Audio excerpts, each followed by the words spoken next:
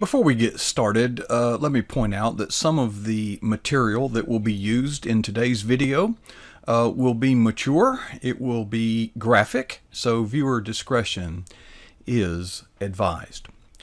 Our topic today is dihydrogen monoxide. The chemical code for that is DHMO, dihydrogen monoxide. Well, what the heck is that?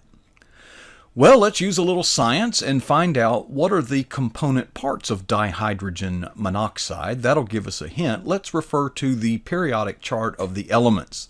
Now, it may be a while since you've seen this, but for purposes of our study today, observe that the middle of the chart tends to contain less volatile, more inert elements, such as gold and silver and lead. We use gold in jewelry and silver in jewelry, and we use lead in other things that are normally found in our everyday lives. They're not very volatile. They don't cause us to be very scared. On the other hand, let's go over here to the edge and find uranium. Uranium is the key ingredient in the recipe for an atomic bomb. An atomic bomb is essentially a chain reaction of this splitting of a uranium atom, and the stuff flying away splits other uranium atoms and starts a chain reaction. It all happens very fast and produces an explosion. Well, dihydrogen monoxide. Let's look at hydrogen. You see it's up here at the very top left. Most of us don't have much experience day to day with hydrogen, but look at its next of kin. Number 2 on the chart is helium. Well, gosh, if you've ever had a birthday party, you've probably seen the balloons that are filled with helium. You can go down to the store and buy helium. It is, in fact, a very volatile and very dangerous substance.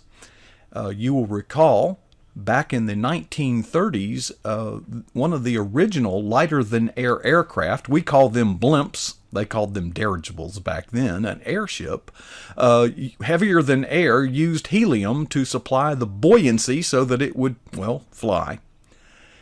When the Hindenburg was docking, a small static spark ignited into a horrific and terrifying event. Hydrogen, dihydrogen monoxide. What is hydrogen? Well, if you go outside and look up in the sky, you will find the sun. What's the sun made of? Well, mostly hydrogen. And those hydrogen molecules are constantly exploding millions of times in fusion reactions, as opposed to the atomic bomb was a fission reaction. The original atomic bomb was a uranium fission weapon. Today, weapons more potent, 400 times more potent than the uranium bombs that were exploded. The hydrogen bomb is far more deadly, far more powerful. That's a little scary. But when you think about it, uranium, you ever walk around and find any? Well, you probably haven't, because uranium is in fact very, very rare. And even if you would find some, uranium in its naturally occurring state is not weapon grade. To make it weapon grade, it has to go through a process that is very costly, time-consuming, but most of all, very, very expensive. So we don't have to worry about uranium just blowing up under our feet as we walk down the sidewalk.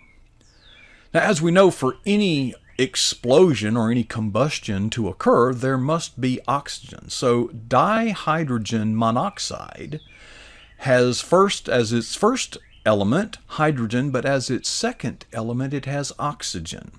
So here we have the most volatile element on the planet combined with the very single necessary ingredient to cause an explosion. And what's scary, folks, unlike uranium, hydrogen, dihydrogen monoxide, actually occurs naturally. In fact, I have been able to obtain a very, very small quantity of dihydrogen monoxide. If I was able to obtain that, imagine the stores of dihydrogen monoxide that our enemies must have available to them. What I'm about to do, I advise you not to attempt this from home, because I am going to expose this chemical cocktail, dihydrogen monoxide, to fire. For this, I'm not going to do it in here. I'm going to go outside.